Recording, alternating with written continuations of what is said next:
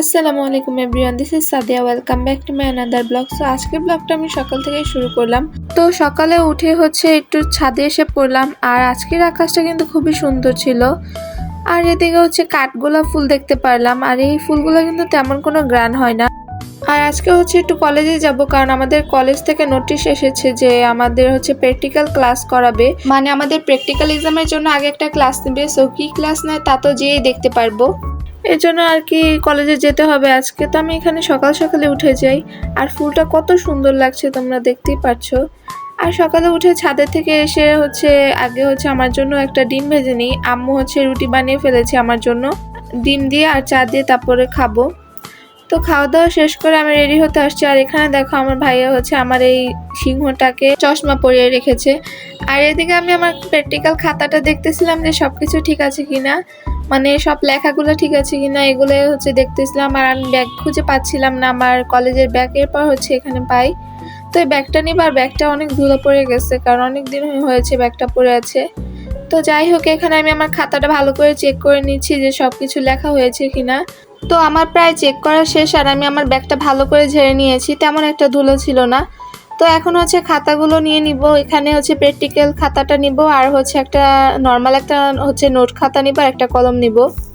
তো এগুলো আগে ব্যাগে নিয়ে নিয়ে এরপর তোমাদের সাথে আবার শেয়ার করছি। তো আজকে ছিল ভূগোল প্র্যাকটিক্যাল, তো এইটার খাতায় নিচ্ছি। আর সব কিছু ঠিক আছে। আর একটা কলম নিব আর খাতা নিব, এরপর বেরিয়ে যাব। তো রেডি হয়ে ভাইয়ের সাথে বেরিয়ে গেলাম, কারণ দুজনেই আজকে ক্লাস আছে প্র্যাকটিক্যালের। তো ক্লাসে চলে আসছি। আর বলতে পারি না কখন বাসায় যাই, কারণ এই কলেজে প্র্যাকটিক্যালে কাজের জন্য আসলে আর বাসায় যাওয়ার খবর থাকে না, মানে অনেক লেট হয় যেতে যেতে। তো ক্লাসে সবাই এসে পড়েছে, আমিও আমার বান্ধবীদের সাথে বসে পড়েছি। আর এদিকে আমার এই বান্ধবী ফার্স্ট টাইম ক্যামেরার সামনে আসে, তাই ওর একটু শরম পাচ্ছিল। তো যাই হোক, এক এক করে সব স্টুডেন্ট এসে পড়ছিল। আর ম্যাডামরা এখনো আসেনি, এর জন্য আমরা আবার নিচে আসি এবং এখানে দেখতেছিলাম যে ম্যামরা আছে কিনা। পরে শুনি না, ম্যামরা এখনো আসেনি। তাই আর কি করার, এর মধ্যে তোমাদের সাথে আমাদের পুরো কলেজটা একটু শেয়ার করলাম। ওই পাশে ভার্সিটি, আর এটা আমাদের কলেজ, এ পাশে দুটো। তো পরিবেশটা কিন্তু অনেক সুন্দর ছিল। আর আজকে আবহাওয়া কিন্তু সকাল থেকে এমন মেঘলা মেঘলা ছিল, আবার গুড়ি গুড়ি বৃষ্টি পড়ছিল। আর তো এটা 3 তলা।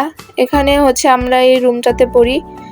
এই রুমটা অনেক বড়। এখানে সবাই একসাথে প্র্যাকটিক্যালে ক্লাস করব। বলতে পারি না কি ক্লাস করে, দেখি।